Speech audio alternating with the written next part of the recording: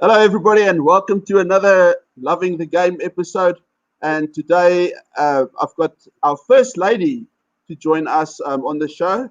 And let me bring her in and introduce you all to none other than Dawn Dunn, um, a lady that is very, very passionate about rugby. I don't think I've ever met another lady. Well, we actually haven't met in person, but I don't think I've ever known another lady that is as passionate, as feisty about rugby as Dawn is. Welcome, Dawn. Thanks for joining us. How's it, Jacques? Hoe gaan dit? Lekker, lekker. How are you doing during the lockdown so far? Oh, it's been tough with no rugby, hey? I mean, look, we're all grateful that everybody is healthy and we're all well. But for me, having live rugby is very difficult. So I've been catching up with my reading. So it's not too bad. Oh, that's awesome. Tell me, Dawn, let's just get into everything. I mean, you're a staunch Shark supporter to start off with, if to Yeah, keep it local. yeah. And then, I mean, something else which I think, and it's something I'll get into a bit later, but I know you're a very, Mm-hmm. very big Blitzboks supporter as well. Yes, And yes. obviously you support the Springboks as well. But I'm going to keep something that I want to ask you for a bit later. I just want you to quickly give us a bit of a background. Who is Dawn? Where does she come from? And then you can just go straight into it and tell us about where or how your love for rugby actually started.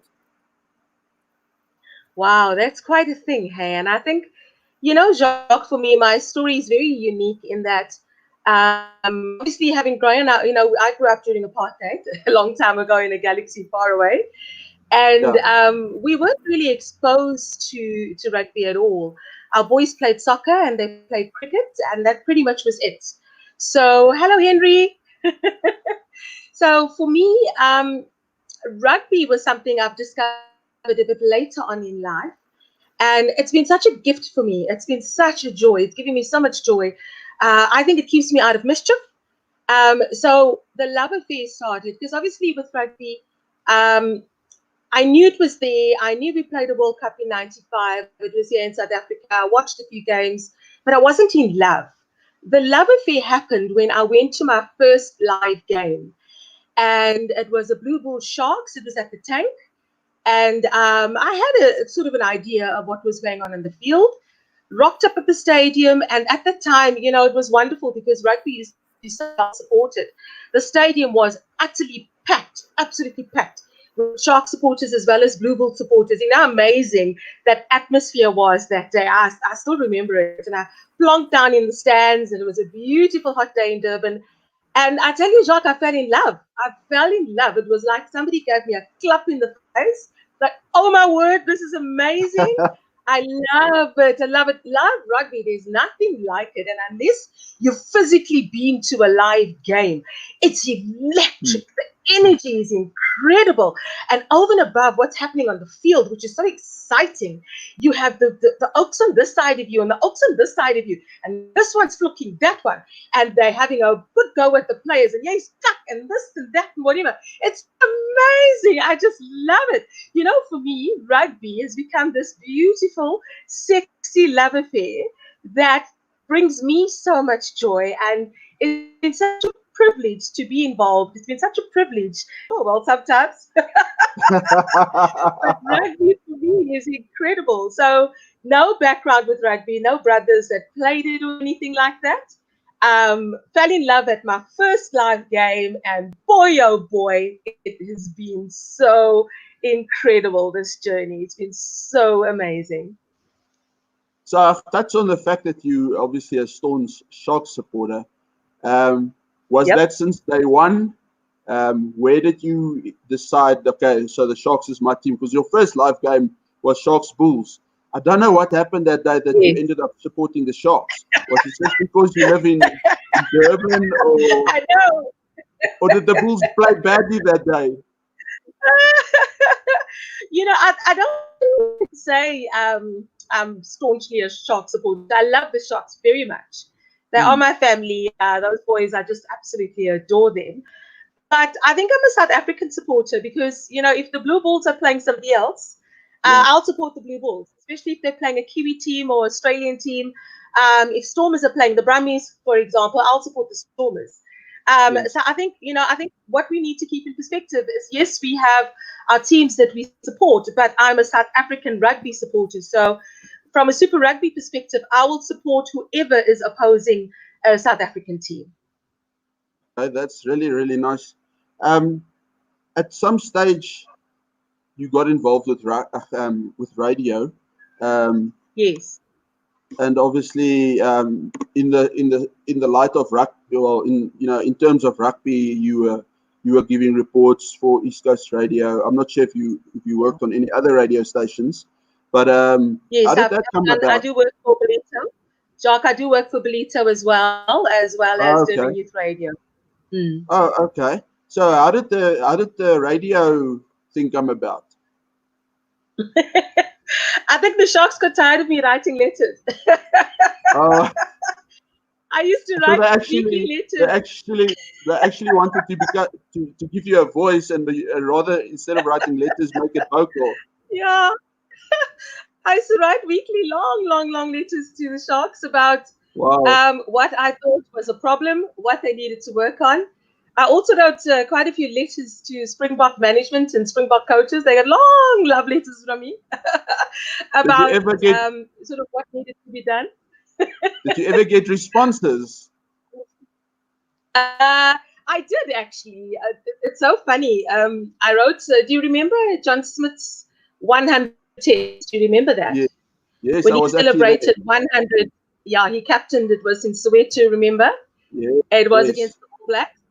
yes. And oh, man, that day I'll never forget it. Oh my hat!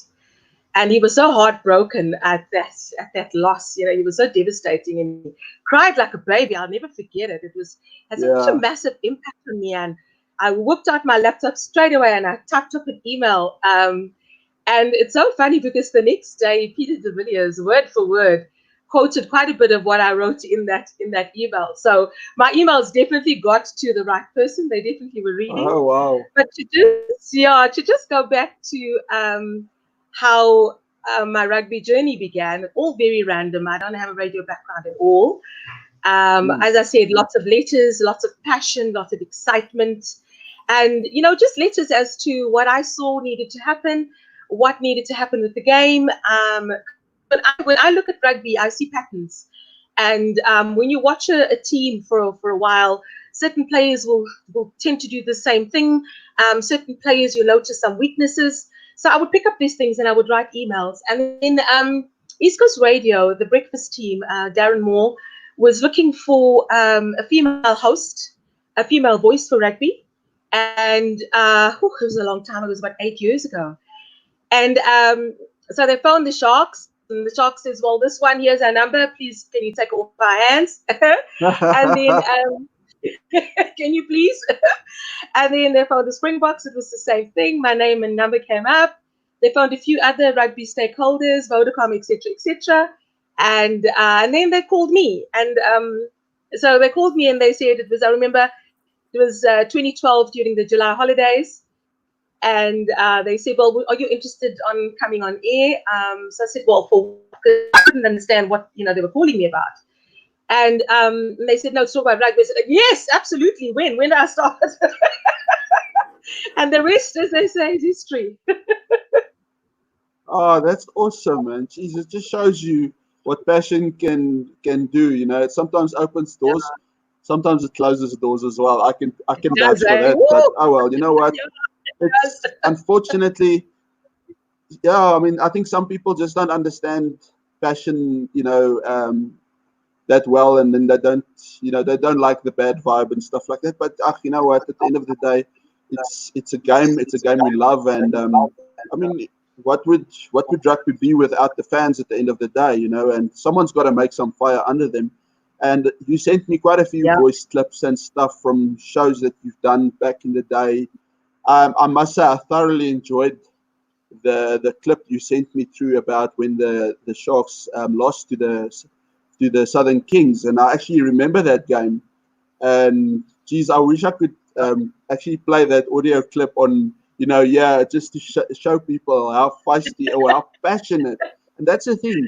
People Yeah. don't understand. It's not that you're hating on anybody or anything like that. It's just because you're so passionate about your team doing well Mm, that when they don't do well, mm, especially against the team. I mean, another clip that you sent me was when the Springboks lost to Italy. I mean, it just sums up the love you have for rugby and for the teams you support. My wife was actually listening with it, and it was like, wow, she's really passionate about rugby, and it's awesome. It's awesome, awesome, awesome. mm. I actually told my wife at once, say, well, I don't even feel that bad anymore for the way I chirp the Bulls. So I know I you do. mean, I can, yes. I mean, a lot of people know that I do, and maybe I don't have a vocal platform to do that on. And look, I've tried to tone things down a bit and to understand it a bit better from the players' perspective, the coach's perspective. I mean, teams do go Mm, through hard patches and that. mm, And that's what I'm just trying to tell whoever sponsors and whoever. Don't get mad at me. I'm passionate. It's because I love my mm, team that I mm. get annoyed when things don't go well, and that it's normal. It's very normal in any life circumstance. If you're passionate about Absolutely. it, Yes. you will get annoyed when things don't go right. And at the same time, you will be very happy when things do go right. It's just normal. Tell me, Yeah. I think Absolutely. it's I think, Jacques, let's just go back to this passion and the fact that sometimes people get annoyed because they do. They get a bit yeah, annoyed with you. They take it mm, personally, but it's not personal. It's about mm, you wanting the team to be better and do better. And I think with your side, with your Bullies, I also get very frustrated with them because, if you look at how talented that team is, I mean, they're exactly. incredibly talented. I mean, that backline, that Bulls backline is absolutely deadly. You've got Hendricks, you've got Roscoe Speckman. I mean, Speck Magic is there.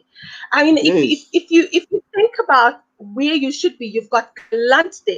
Now, I think Warwick Galant is absolutely outstanding. He's a former Blitzboks. So is Speck, he's former Blitzboks. Those guys are just absolutely amazing. And if you think about the lack of cohesion between your forwards and your backs, and you just think what is missing, why is this team not delivering at the level where they should be? That's where the frustration comes in. And I think it's yes, not personal. You're not poking holes or trying to be destructive. What you are doing is you putting pressure on them and highlighting the fact that we know they are capable of better. We want yes. better from them, and we want Oh, them yes, to want better. That's what it is. And it's our love for them, our love and our passion for them that continues to push, push, push, push. And it's not pushing in a, no, you don't want. You get frustrated and you get the moran mm, sometimes. I've seen you on Twitter get the moran, and I know, and I honestly can relate. But you know what? What I think sponsors need to understand is without the fan, without the passion, there is mm, no rugby. That is what rugby is about. It's about yes, that fan that cries like a baby when their team wins and cries like a baby when their team loses. That's what rugby is about. It's about us sitting having a liquor laugh, um, um, looking each other and saying, "Oh, yeah, he's cuck, man, yeah, he's cuck," and we have a proper jaw at the game in a wonderful, respectful way. We hug each other at the end of it. We tease each other, and then we keep in yeah, contact after that on Twitter. That's what rugby is about. It's about a bit of a yes, push and a shove verbally. It's about having a laugh. It's about backing your team no matter what. And there's a difference yes, between getting the mordant with your team and not backing them. Yes, you'll always back them, always. But if you see something that's blatantly wrong, you are going to try and highlight it. And I think maybe the lesson for you and I, Jacques, because our heads start spinning and we start speaking yeah, in tongues and it's scary. I think for us as fans, maybe what we must remember is we are a bit scary when we're the Murrit. yeah, And maybe maybe what we need to do is just maybe think about the messaging. You can see I'm a little older now. I'm a little calmer. So it's just think yeah, about the messaging, how we're going to phrase things. But I just yes, think without passion, there is no rugby. There is absolutely no rugby. And that, yeah, pertains to the players because they play and they love this game so much. It pertains to us that are sitting and observing, and we are there mm, with so much love and joy for this team. and also for the administrators and the coaches, as well as the. I remember I said one time to Gary Gold, I love Gary. I do miss him very much. We still chat now and again, even though he's in USA. I remember the one time. You remember Gary got the murrant with one of the refs. He lost his temper. Yeah. And he came out of the ref box and he flipped one of the TFOs. Do you remember? Yeah, I He remember got so that. cross, he ended up getting fined for it. And when I saw him in the week, I said, Gary, no, come on, calm down now, man. It's my job to fight with the referees, not yours. You need to calm down. Yeah. It's expensive That's, for you when you fight with the referees. yeah, that's true.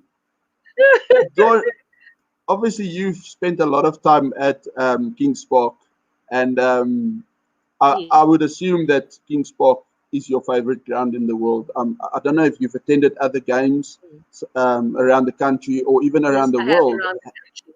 Yes. Does Yes. Kings Park still remain your favorite ground, or is there another ground that actually stands out better for you, and why? Better for me at the moment would definitely be Cape Town Stadium. Okay. And it literally is just the gees that I Yeah. feel when I'm there. I'm absolutely nuts about the Blitzboks. I just adore that team. They are my love. And literally it's just gees. And I think, that's a problem around the country. It's a problem at Loftus. It's a problem at Ellis Park. It's a problem at at Johnson's King Park. It is a problem at Johnson's King Park. The thing is that people are not coming to rugby anymore. They're sitting at home and watching. So you have empty stadiums. And unfortunately, when there's an empty stadium, it's lacking in that yes, and it's lacking in that vibe. And I Indeed. think, what lockdown has done and what I think really will help rugby moving forward is not having rugby for all this time. So now, if once everything is clear and play resumes again, hopefully 5 June, we'll have some rugby again. Then hopefully, we can get the fans down to the stadiums and get that fierce. Because Kings Park used to have the most amazing, incredible atmosphere. But unfortunately, it's Yeah. not like that anymore. I love Cape Town Sevens. Cape Town Sevens is my annual trip. I'm very Okay. blessed to be able to do it. My sponsors have just been incredible to help me to be able to make that trip because it's not a cheap one. Oh wow. And Nice. the energy tournament, man. Jacques, if I could bottle that energy and that gees at that tournament, sure, I'd be a wealthy woman because it's just next level. I mean, the Yeah. people that I travel alone every year and I go to that Cape Town Sevens tournament. Oh wow. And alone, yeah, stop still alien. I get on the plane and I go. Yes. And I'm never alone for long, eh? Within 5 seconds, I've got mates and we have best mates. And I don't know what it is with sevens, but men tend to travel in packs. I don't know if you've noticed that. I think Yeah. they book spas for their wives, they buy their wives jewelry, and then they Yeah. kind of get a weekend pass to go watch rugby all day, every day for a couple of days. Because not a lot of females want to go sit in the stadium in the baking hot sun Yeah. and watch rugby, because that's what it is. It's a celebration of the sexy thing called sevens. And so these boys, all they want to do is just travel in a pack, and they're just incredible, these guys. They provide so much entertainment for me. I come back with the most incredible stories. And we travel in a pack, and then you sit and you talk to them and you engage with them and you find out these stories. You find out what they love about rugby, what makes them angry, what makes them excited. And the common thread that I get, no matter who I meet, it doesn't matter whether they're CEOs of companies or presidents or whatever, it doesn't matter. Yes. What does come through on the ground, in the day, at the stadium, is that love for Springbok rugby, that love for the jersey, and that passion for the jersey, and the fact Yes. that they really want to see the team do well. And that is Yes. across the board, no matter what, whether they dress like Superman or Teenage Yeah. Ninja Turtles. It doesn't matter. Yeah. It's just the most incredible. I think personally, if you haven't gone to a sevens tournament, Jock, you have to fix that and you have to go. We've got a Rugby Oh, World Cup, Sevens World Cup next year, hey? Not next year, year after. yeah, 2 years. yeah. You're right. I can't wait. I tell you, I just cannot wait. Sevens is next level. From a Gears perspective, it is packed just before the Blitzboks go onto the field, man. Yeah, that incredible. It's actually, you can feel in the energy in the stadium. It's Yeah, electric. I actually get goosebumps, and the stadium goes a bit quiet. And then you see those South African flags come out, and then you see the little kiddies with the little proud South African flags on their faces, and then you see, the older guys, the daddies and the mommies, and then you get your guys in just your little briefs and your girls and your bikinis, and it literally is this wave of love, Blitzboks, that yeah. happens, and then they play Thunderstruck, and everybody goes demented in that stadium. They go absolutely demented. And I'm telling you, it's incredible. Like 12 o'clock in the Oh, day in Cape Town, people are on a high from energy, and they're on a high from the quality of rugby being played on that field. yes. And it is next level. I tell you, for me, um, it's like the most incredible gift every year when I sit there and I watch rugby. It's the most incredible gift because for me, it just fills up my joy. It fills up my rugby cup and it overfloweth. And I'm happy for another year until I can get there again. I Wow. tell you, you have to go, Shark. You have to go. Yeah. Oh, geez. Tell you what, I haven't gone, and I so badly want to go. Obviously, the Cape Town Sevens I Mm, want to go to, and then there's one or two. I'd yes. love to go to the Hong Kong Sevens, and Hong Kong. back in the Let's go to day, Hong Kong and Vegas. we need to make a plan, and then we go together. Why not? I mean, shit, Let's I think it go. would be so awesome just spending a Uh, weekend with you. I think, wow, it must be amazing. oh, Um, so it's I just want to. amazing. Oh, that's I it. mean, yes, you make me jealous now. um, Speaking about the Blitzboks, I mean, I know you are super passionate about them. If I think above all Yes. teams, they must be your first team. I think even above the Springboks themselves. Yes. Yes. Why do How you did have you such a know that? passion? Oh my God. Ah, Don't I tell think Rassie here no. I mean, I'm sure they don't mind. I mean, at the end of the day, it's at least it's not the All Blacks, so don't worry. But I think yet. just I mean, where did that ultimate love, if I can call it that, for the Blitzboks? Why Yes. them? I mean, everybody else would normally tell you it's the Springboks. Why the Blitzboks? Yes. There's just something about that team. Um, I just adore Paul True. He reminds me a lot of us in that he used to show every single emotion. Remember? Do you remember Paul True when he coached the Blitzboks? Yeah, yeah, And yeah, yeah. you could see every single emotion on his face, and Yes. he used to get into such a state. Yeah. You could just see the emotion and passion, and he's you wanting to win so desperately and wanting to push the team higher, such high standards. And Sevens, I just watched it for the first time, and once again, it was like a clap in the face. It was like, wow. And I think I always say to the girls, because a lot of girls come to me and they're very intimidated. A lot of them, Shane, are dating rugby players or are mothers to rugby players, and they have no clue, but they're too embarrassed to ask their husbands, what's going on. Please explain, because sometimes the husbands are very naughty. They're very impatient. They don't really want to explain, Yeah, yeah. So My the wife husbands are, knows quite a bit. wives, yeah, you see, your wife knows quite a bit, but I've encountered quite a few ladies that feel quite a bit disempowered by rugby because they don't really understand what's going on, And I think a big part of what I do is giving the ladies a voice. A big part of what I do is making ladies understand that they can enjoy this game. And that's what I love Mm. about Sevens is that I always tell the ladies, I know it's difficult to sit through an 80-minute game. A lot of ladies, Yeah. have young families. They've got things to see to. They've got responsibilities to see to. So it's quite a luxury to be able to sit and watch an 80-minute game, all weekend. Yeah. Because, especially with Super Rugby, there's game after game after game. And then with rugby championships, it's game after game after game. It's the same with Sevens. But the difference with Sevens, obviously, is every game is only 14 minutes. So you can go through a world rugby tournament for a weekend. Like a World Series happens over a year, but a cup Yeah. tournament like Vegas, for example, will start on the Friday and it's finished on the Sunday or on the Monday, and each game is only 14 minutes. And so I encourage the ladies to watch the sevens, watch them. It's 14 minutes in total for the game. So it's similar. Yes, sevens is not exactly like 15s, 100%. But for somebody who's wanting to watch rugby, somebody who's wanting to, educate themselves with rugby, I do recommend that they watch it. It's a great way to learn.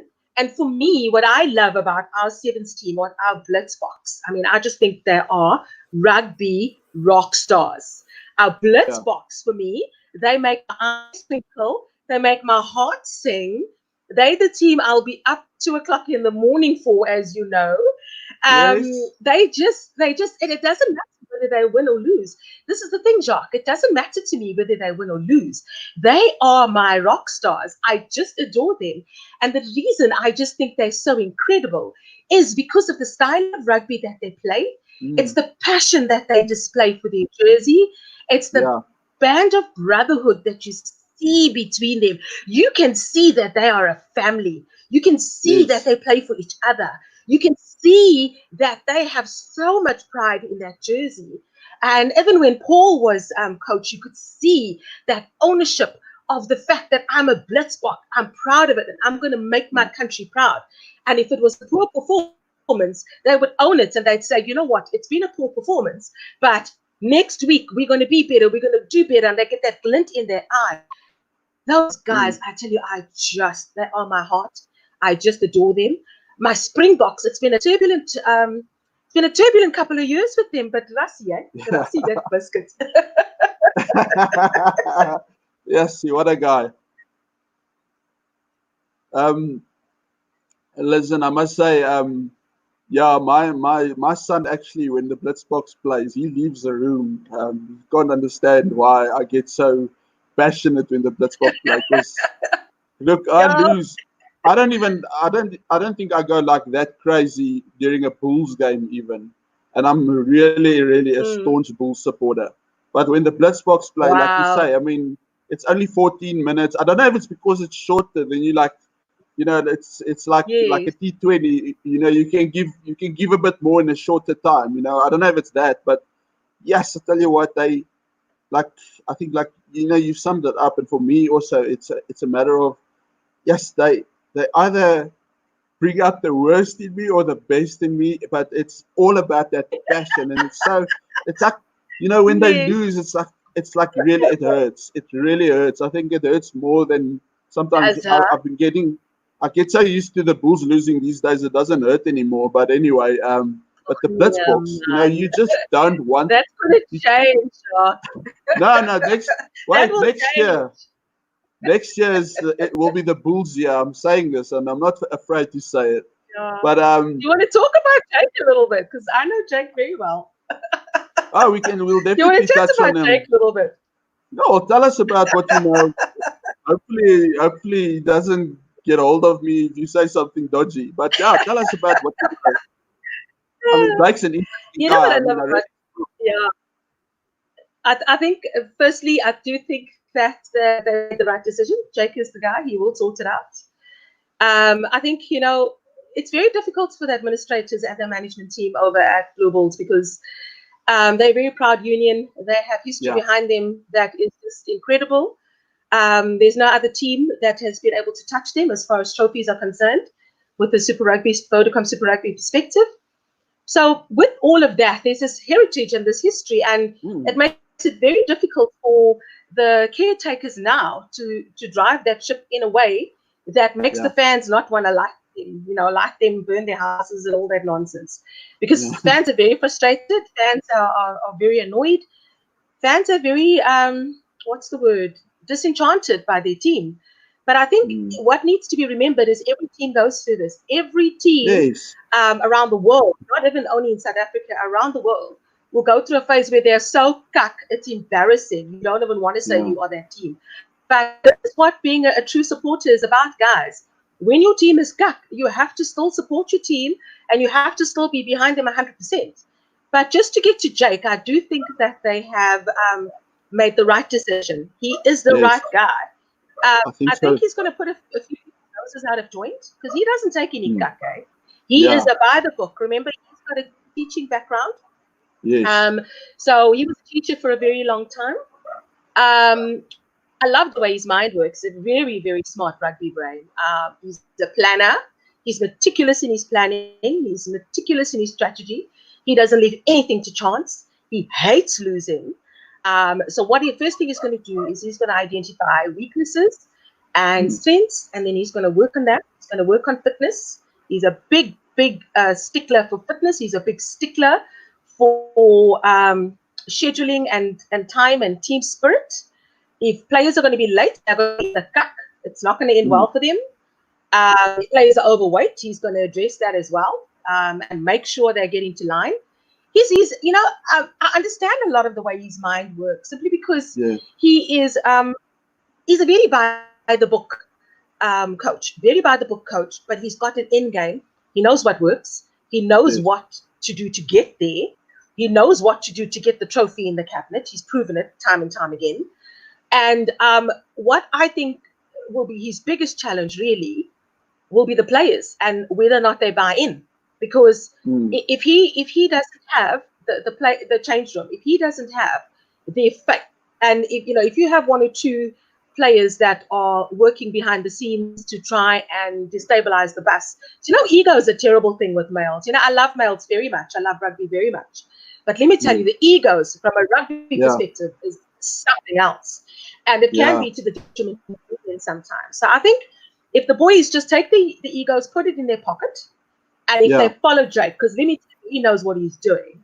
They follow Jake, if they back Jake, and if they believe in Jake, let me tell you something, he can get it done. He came very close to the Sharks to getting it done here. Yes. And there was some cut caused. Yeah, there was some cut caused in the change room by a few players who will remain nameless. There was some cut caused, and it did cause a problem on the field. And that's why I'm saying, the players need to understand Jake comes with the most impeccable credibility and record. And he can get the Bulls to where they need to be.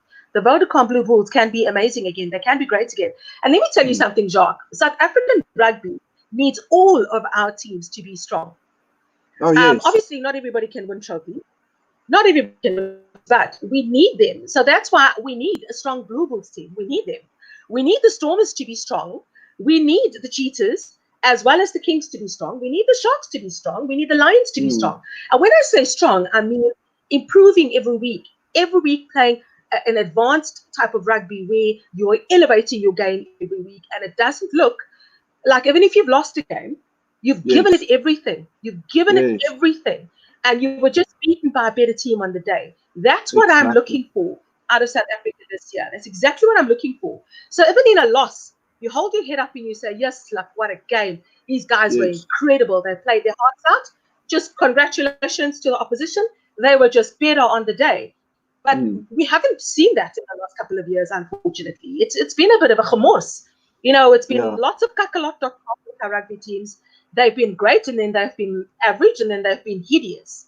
So what I really, really want to see across the board with all the teams is to understand that South African players come with a wealth of talent.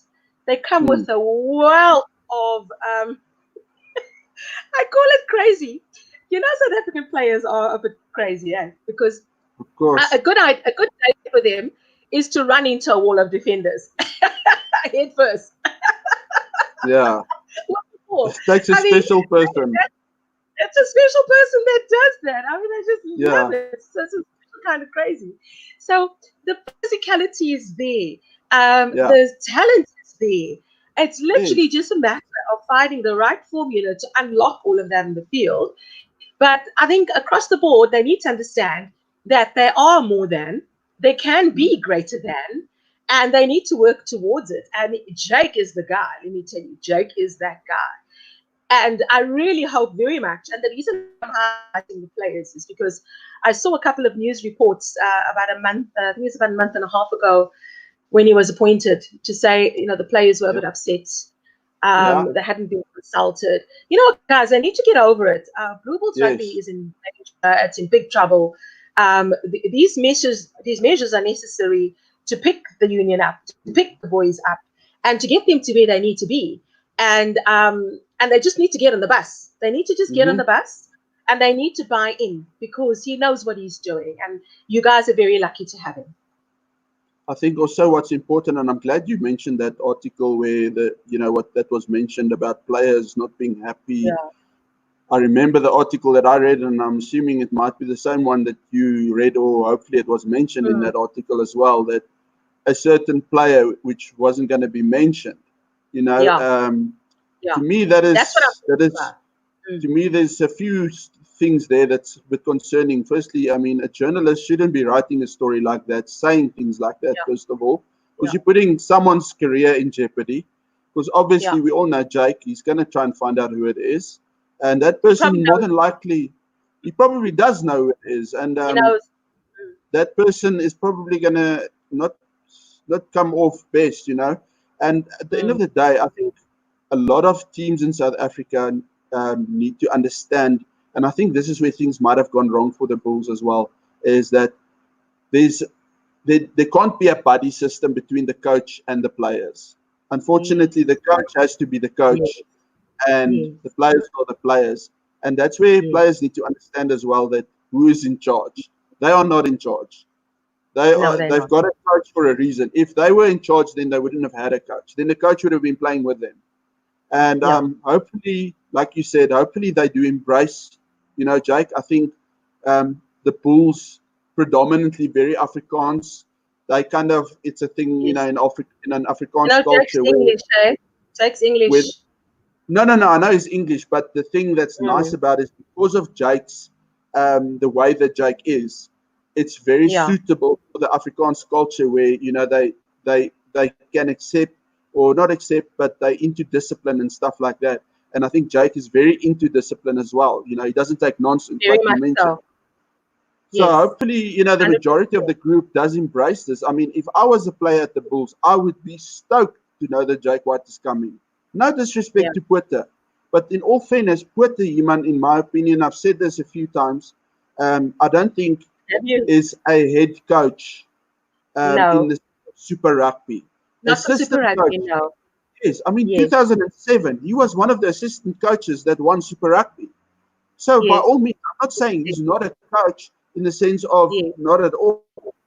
Assistant coach by all means, but not a head coach, and not at Super Rugby level especially. Currie Cup and Super Rugby, there's a big difference. We all know that. It's the same like the difference between Test Rugby and Super Rugby. There's a big difference at the end of the day. Massive. And players who aren't good enough gets exposed. So I mean, thanks for giving us your opinion there. And I mean, it's nice. So you putting some stuff in my head which I'd like to speak to you about afterwards. But just getting on, with getting to know you a bit better. I've spoken to a few people now, since I've started this series, and it's interesting how individuals think. And I want to ask you, I mean, you being such a passionate supporter, are you someone that collects memorabilia, for instance, or is it more a memory thing for you, or what? A bit of both. I remember the first time we had Smitty in studio. I wore my old rugby jersey, and it's getting a bit difficult to wear these old jerseys now because you're not as thin as you used to be, eh? So this jersey that he used to look so sexy sort of 50, 20 years ago, needs collector now. So I didn't have it on because I don't know what's happened as I've gotten older, but I seem to have gotten bigger here on top. So I had it in my hand in studio, and I remember Smitty came in, and it was signed with a whole lot of different rugby players, and it's my lucky jersey. So if there's a big game, it's that jersey that I want to get over my head and I want to wear because it's my lucky jersey. Because whenever I've worn that jersey, we won, my Springbok jersey.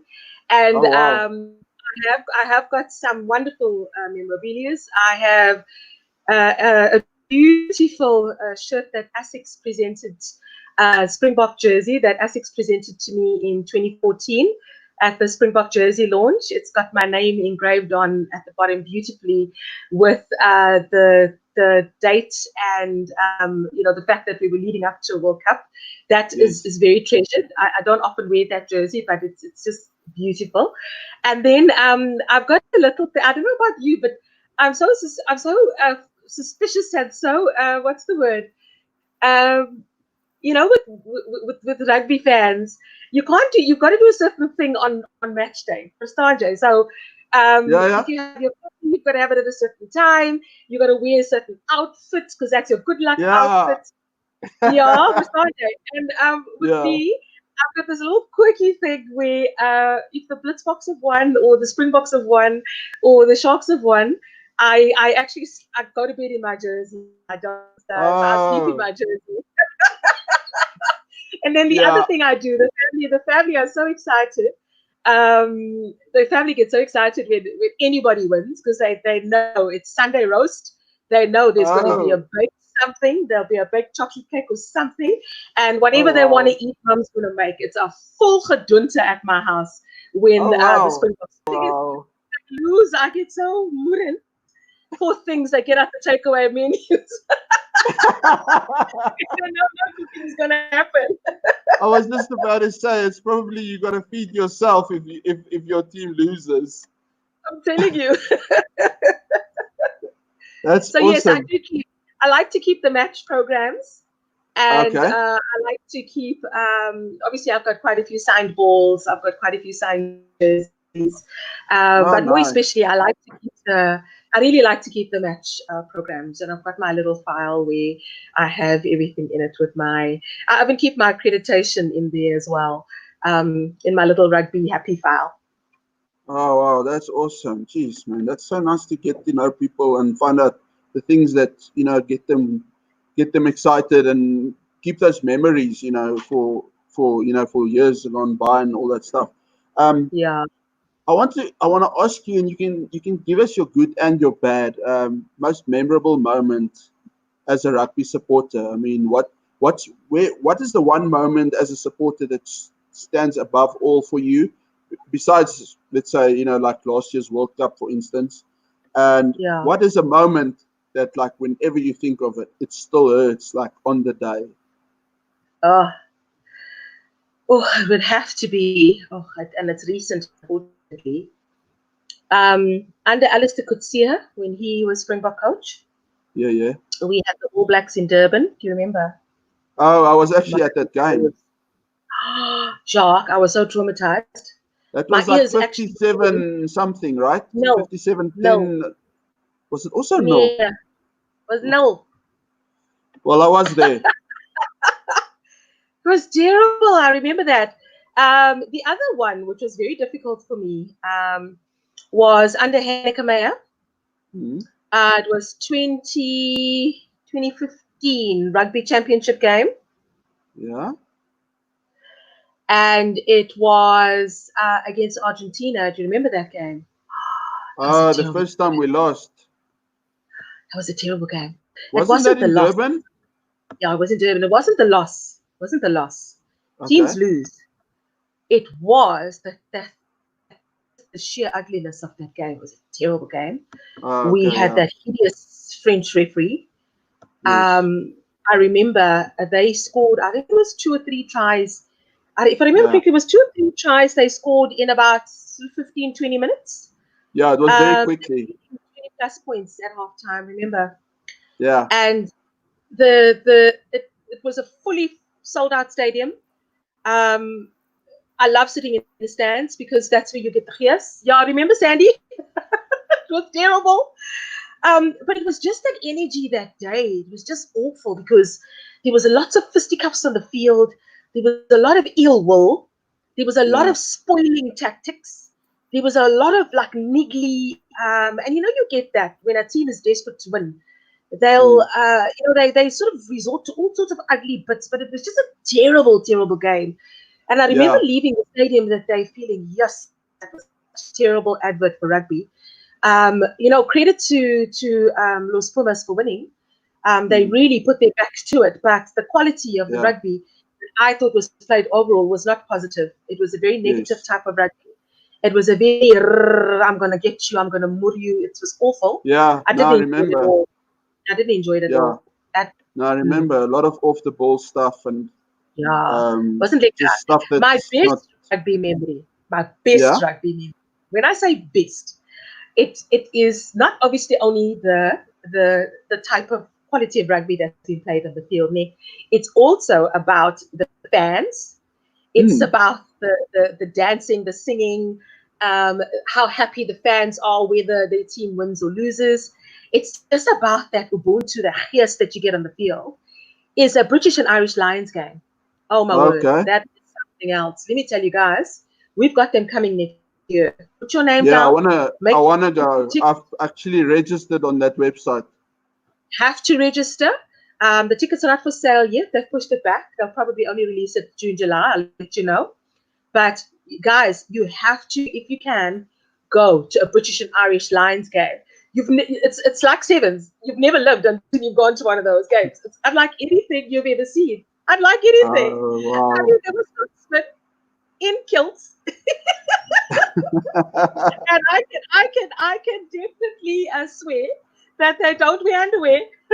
Oh wow, okay. I was flashed a couple of times. Oh, okay. The fads, man. And I remember the tickets, and I know, guys, I know things are tough, hey? I know rugby is a bit of a luxury at the moment because things are really, really tough. But rugby is life. It's my family and it's my rugby, and I have to be there. And just from my experience in 2009 when they were here, the British fans, the Irish fans, the Scottish fans, the Springbok fans, man, oh my word. And we were up in the nosebleed section, and those tickets were 650 ronces, I remember. And I remember looking at their ticket price and thinking, oh my shatteredness, this is so expensive. It was 2009, remember? Up in the nosebleed section, and I don't have a problem with heights. But let me tell you, when you're up in that nosebleed section, right, and you're standing right on top, and then you want to go down for whatever reason, yes, going like this is a thing, eh? Yes, this. Especially when you see all those people in front of you. But when it comes to atmosphere, when it comes to entertainment, when it comes to, it was a party, man. It was such a joy. Can you see my face? I'm like still having a moment. I remember it like it was yesterday. It was so incredible. Oh, there's nothing like it. Yeah, hey? Yeah, that's you awesome. have to come. You have to come. No, I want to put my name down. I'm dreading to find out what it's going to cost. But yeah, let's see. Hopefully, my name gets an arm and a leg, but let me tell you, it's worth it. Sell some jewelry. Sell some jewelry. It's worth it. I'll tell the wife to start making. Tell her. I'll see you guys in Joburg. Yeah. I think I put my name down for Alice Park. I don't know why I put my name down only for one game. I should have put it down for Alice Park and Soccer City. But oh well. Fine. Let's see how it goes. Put your name down for all. I just think, Jacques, in life, life is so short, hey? For one thing, COVID-19 has taught us, life is so short. You don't know. You don't know if you're going to be here next year. You don't know if you're going to be here the year after. And this is the thing about life and about what rugby has taught me is be joyful, hey? Be joyful. Be grateful for what you have. It's such a privilege to be part of rugby journey. It's such a privilege to have a voice. It's such a privilege for us as fans to be able to have a voice to speak. And what's even more joyful and more amazing is that, we get to have these incredible conversations. Like, last year I was standing and talking at Sevens. I was standing and chatting because, I always have a long to-do list, long to-do list, always for rugby. And what I think needs to happen as far as bringing rugby to grassroots levels, as far as taking it away from the cities and taking it into the townships, and giving more Yes. people access to it, because I personally believe rugby is our key. Rugby is our key to transformation. Rugby is what is going to elevate us as a country, to help us leave behind all of this pain. It's going to help us leave behind all of this emotional turbulence and all of this trauma that's been caused in the past by our history. And it's going to Yeah. help us heal. It's going to help us as the true Rainbow Nation. We need to believe in each other. We need to Mm. believe that we can be better. And we Oh need to yeah. believe that rugby is that vehicle that's going to help us stand together, shoulder to shoulder, shoulder to shoulder, red, green, blue, orange. It doesn't matter. Rugby is Mm. the vehicle to help us leave our past behind and share Yes. a common vision for the future. Together, collectively, we will be untouchable. And it's the most beautiful, most incredible, most magical thing that when a country believes and when a country truly, truly backs a team, especially Yeah. us, nothing can stop us. Yep.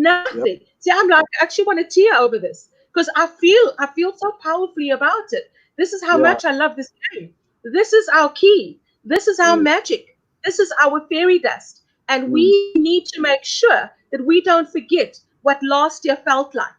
We need to Yes. remember what we can do, and we Oh need yes. to stand together, and we need to stop tearing each other down, and we need to Mm. stop trying to gut each other verbally, and we need to work on a more positive, more kind narrative moving forward. And we need to be more supportive. Yes, we can flick each other, and I can say your bull's a cuck, and you can say the shark's a cuck, and that's fine. But what we Yeah. must do is always be respectful of our differences. And I think that we need to work on, and that we're going to fix. I'm telling you, we're going to fix it. Oh, indeed. That's love. Thanks so much for that. I mean, it's really, really inspiring to hear people feel that way. And I think this whole lockdown period and this pandemic that's hit the world, um, Yeah, it's going to end up in a positive way more than a negative way. Yes, unfortunately, a yeah, lot of people are going to pass away. But you know what? We shouldn't look at that yeah, side too much in a negative yeah. way. We've got to look at all the positives that's going to come out of this. And I think there is so much. Yes, I don't think a lot of people have even started to realize the positive things that are going to come out of this whole pandemic yes. once it's over. I just want to ask you something else while we, talking about memorable moments and all that. Um, with the current situation, I mean, Super Mm. Rugby's come to a grinding halt, literally. Your Sharks are top of the log. What do you see happening? What do you think is going to happen if tomorrow, let's say, Sanzar says, "Listen, we've tried everything. We're gonna call it a day." Do you think they will? Do you think the tournament is far in enough to award the Sharks the trophy? Do you think it's fair to say null and void? I don't think Not, so. I think we need to forget about Vodacom Super Rugby. I think it's not going to happen this year, unfortunately, yeah, simply because of the delay. We've lost so much time. And just because of the collective losses. I know Australia Rugby, for example, are in very big trouble. yes, Raylene Castle at the moment is fighting for her rugby life. She may not be in charge. We don't know. There are rumors of her being replaced. There's a massive financial loss there. They are yeah, desperate at the moment to make sure Rugby Championship goes ahead. So the way I see it, I don't think Super Rugby is going to continue. I think what is going to happen though, what I saw on the weekend that came out of report is, and this is what I love about Saru. Hey, I know people give Saru a hard time, but let me tell you something. mm, Those guys work really hard at making sure that rugby is sustainable. So as it stands, South Africa is looking at about a plus minus 200 million rand loss. Okay, if oh, there's no rugby this year, so that can't happen. Okay, that cannot happen. Rugby has to continue. Um, the date they have in mind is 5th of June, tentatively. And what it will be is a tournament based on all of our Vodacom Super Rugby teams together with the Kings and the Cheetahs. You know, I'm very fond of the Kings, hey? Very fond of the yeah, Kings. Love Robbie Kempson. I just love Uyo. They're on my puddings. This Buddha Satole, he's my child. I just adore him. So I'm very fond of the Kings, and I'm also equally fond of the Cheetahs. I do want them to do well. And so I do, kind of watch Pro 14 and I support them and I make sure. That's why I say I'm a South African supporter. Now, from a rugby perspective, we're going to have a tournament involving all those teams that they're looking at June. And then after that, we have got rugby championship games that are going to go ahead. It's critical that those games go ahead because, as I said, Rugby Australia is in the jam. We are in the jam, not in a good way. We need those games. We need the revenue from those games to go ahead. And then I do know that scheduled the autumn tests will go ahead the end of year. And Italy is on that list for end of year. That concerns me a little bit, though, because obviously with the devastation in Italy and the fact that, they've had very high death rate there. But I do think, though, that the due diligence will be done and the boys won't travel. It's not all clear, So we will have rugby, just not Vodacom Super Rugby, though. We've lost too much time. And I think it's smart of them to just consider the tests. And then I think 1 or 2 tests will go ahead that we had scheduled against Scotland. But so I think what will happen is they'll do rugby champs first and then possibly do the Scotland test, or maybe they'll switch it around.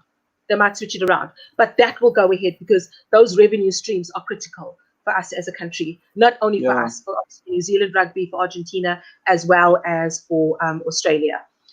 So if we can manage to pull that off, if we can, and I'm just going to ask the fans, and I know it's just easier sometimes to stay home. I know that. But guys, we've been home a really long time. Please, whether you are in Joburg or Cape Town, if you can get a ticket, please go down to the stadium and support your team. Let's try and fill those stadiums. If there ever was a time, Salshi Sharks needed support, it's now. The Lions, Vodacom Blue Bulls, they need support. I mean, the Stormers, they need that support. They need us to get in the car, get in a taxi, get down to the stadium, put in our colors, and support these boys. Because not only do they need, obviously, the revenue from it, I'm hoping that they can make the games reasonable so that people, family of 4 or family of 5, can afford it. I really would like it if they can do like a pass, where maybe you pay 80 Rand and all of you can go. Then it takes financial circumstances into account. And just get people there. And let's just support, because those boys need that energy, hey? You know how devastating it must be for them to sit home every day and not be able to play this beautiful game. I mean, it's so difficult for us not to be able to watch it. Can you imagine them? So their very living is dependent on us. So let's go support them. Let's go make rugby great again. Let's go fill those stadiums. So I think that will be the one good thing that will come out of COVID-19, is the fact that stadiums hopefully fill up again. And we can get people where we need them, which is at the stadium, on the ground, supporting, having fun in such a wonderful, positive rugby environment, and just having a jaw. I have a jaw at rugby, man. I have such a jaw. I can go myself. I often go myself. And I leave with sort of 30, 50 friends, and they all walk me to my taxi, and they put me in my taxi. I have a proper jaw. I don't know how you cannot have fun at rugby. I don't understand. No, I agree with you 100%. Dawn, just to sort of start closing off, I want to ask you something. If ever you could do an interview with a player or someone in the rugby fraternity, you could only ask them one question. What would that question be? Who would it be, and what would the question be? Yeah, you could ask one person in rugby fraternity, whether it be a player, administrator, anything, coach. You can meet them, and you're only allowed to ask them one question. That's a tough one. I tell you why it's a tough one. I've pretty much asked my questions. I go stalking people around the country. Asking questions all the time. Let me think about that a second. I would love to get Sir Graham Henry in the chair. And the question I'd like to ask him pertains to that period, 2009, 2010. I don't know if you remember, Jacques, our dominance to the All Blacks over that period. Yeah. Do you remember? Henry was in charge. Yeah, That so was so that was just because 2009, he finished in 2011, right? yeah, we finished in 2011 with the World Cup, but there was a period of Mm. time in 2009, specifically going into 2010, that we had a 100% win rate against the All Blacks. Okay. 100%. Yeah. We beat them on the mountains, we beat them in the river. It was delicious, it was divine. Yeah, de And Villiers beat him like 5 times. He coach to do and it. then, yeah, and then what happened was in 2010, I'd like to ask Henry, Sir Graham Henry, if what did he do to change the mindset? What did he change in his preparation, in his coaching, to change the mindset for them to switch from that total dominance back to where they used to be with us, which was giving us a Yeah. proper slot up? Because what they did was we evolved and we really dominated them. And what they did very quickly, because they're the All Blacks, is they evolved even further. And I would Yes. like to know what he did to get the players past. Because a big obstacle in players is that mental block, Yeah. is that belief. Either they believe or they don't. And a lot of it comes from their upbringing, their background, etc., etc. So making them believe and giving them the skill set to get past that block for them to win that second World Cup in 2011. Because remember, they only won that second World Cup in 2011. Yeah. We won our second one in 2007. So Yes. what did he do? What did he change? That is a question I would love answered. Because that No, is a that's key. Because every team goes through a rough patch, a bad yeah. rough patch. What did he do to change the narrative, and what did he do to change the mindset to get that World Cup win? Because that was hard work. There's no way that he carried on as per normal, because they Yeah. evolved that team. There's a I reason they're mean, quality. yeah. I mean, Mm. most coaches would probably have gotten the sack in a situation like that. So Yeah. it's actually a very interesting thing there that you've touched on now. That and maybe who knows? Maybe you'll get lucky one day and you pass him by I somewhere. love that answer. Yes. I really would love So that question answered, because that's another key. That's another key to a lock, because our Springbok team is in a very positive space at the moment, but we yeah, don't know what lies ahead, and things change. And yeah, it's about being able to evolve, and it's about yes, being able to adjust, and it's about being that's able to true. fix the banana peel. Because if you hit the banana peel and you platz, how do you go about fixing it? It's that Yep. evolution that needs to Yeah, continue to happen with us. and that's what the All Blacks tend to somehow manage or get right. They tend to Always, get hey, they over evolve. that. Yeah, So you can just think, it was yes, we've got them in the corner now, their backs against the wall. And then they turn it up another notch. Then they turn it up yeah. another notch. I remember what There's I really always enjoy. I really miss John Mitchell. I really miss John Mitchell. I used to stalk him regularly, before he was in England, yeah, as you know. yeah. And what I Yeah, I really love miss is being able to rumble around in that brain and really dig around, because I just think he's a smart, smart rugby man. And I used to love being able to get the Kiwi perspective on rugby, on us, how they look at us, how they think of us, how they prepare, what makes an All Black, what makes an All Black love playing a South African player, what does it mean to be an All Black, what's your childhood like. So mm, all of those questions, I do miss all of that, because I used to have the most amazing conversations with him, and having, getting that knowledge and getting those answers from him, it gives you a snapshot into a totally different lifestyle, yes, that is totally different to us, but at the same time very similar, because their love for rugby makes us cousins. And being able to talk to him and being able to rummage around in his brain and get ideas and sort of push ideas and discuss theories. I do really do miss that, because that's something I really enjoyed when he was based here. yeah. But hopefully we can get to do that again. Yeah, I must say he's a wonderful person. I was fortunate enough Mm. to actually meet him a few times and not have such deep conversations as you had. You sent me an interesting one. Mm. But yeah, he's an unbelievable rugby mind. And I mean, when I Yeah. remember when he came to the Bulls, I was stoked. I was so stoked when he came to the Bulls. Yes. Yes. And yeah, we unfortunately all know how that ended, unfortunately. Yeah. But He left too hey, soon. he left too Yeah. soon. So He I'm left hoping too with Jake, soon. Yeah, I'm hoping with Jake it's not going to be the same. Although I must say, from what I've heard about the contract that he signed, he's pretty much tied up, and I they've hope done their homework. So I think there's a few clever yeah, I guys at hope the so. top. Anyway, I Dawn, hope so. it's Need them been a to do great it. hour to spend with you and getting to know you. We'll probably have to get another hour with you again because I've actually got so much more to ask you. And I'll definitely like to chat to you again. I mean, yeah, you're so passionate. And I Yeah, mean, everything that you say, it just shows how much you love the game. Um, it, I do. you want to just quickly tell people where they can follow you or get hold of you if they want to chat to you, become friends, or whatever the case may be. I mean, your Perfect. Twitter I handle have. is on screen. So, I mean, if there's Yes. other platforms you want to share, you're welcome to do so. I think Twitter would be the best because I'm very active on Twitter. I don't really enjoy Facebook simply because the feeds are so slow.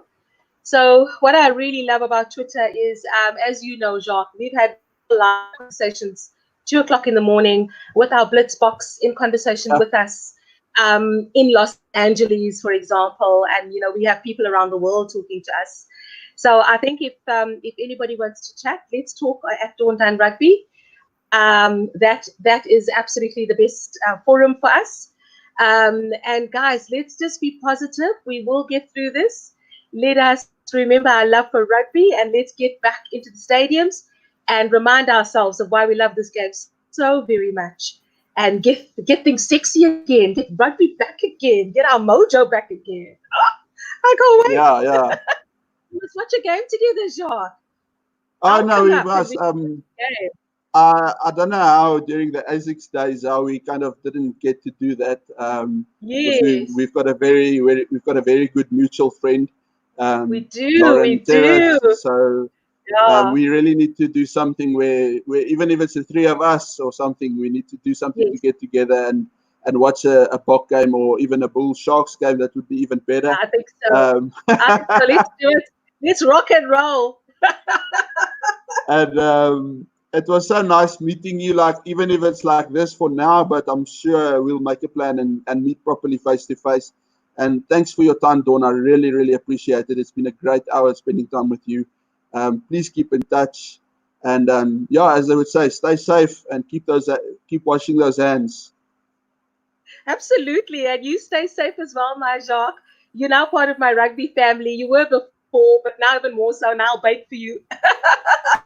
And I just think, Um, we family now. I'm sure you can see the resemblance. And we're going to have such a wonderful time this year. And, yeah, when we look back on it, because we're going to do this again, we'll look back on it and we're going to say to each other, wow, how did we get without rugby? And boy, oh boy, do we not take it for granted ever, ever again. So, yes, guys, stay safe, be sensible. Social distancing is there for a reason. The kids are going nuts. I know that. I know your husband at the moment, you probably want to kill him. Be patient. We're nearly there. I think we'll be stronger for it. And I must be honest, I've really enjoyed this time of reflection. I've managed to catch up on my reading, and I really can't wait for rugby to start again. So stay blessed, take care, and yeah, we'll keep talking on Twitter. thanks so much, Dawn. Stay well. And I promise I won't call you Auntie Donis again, as you've heard. Because you know, I'm going to give you a clap. No, Brighton started that. Brighton you're false going to started block me that. one day, but I know you won't. Anyway, stay safe. Look after yourself. Okay, you too.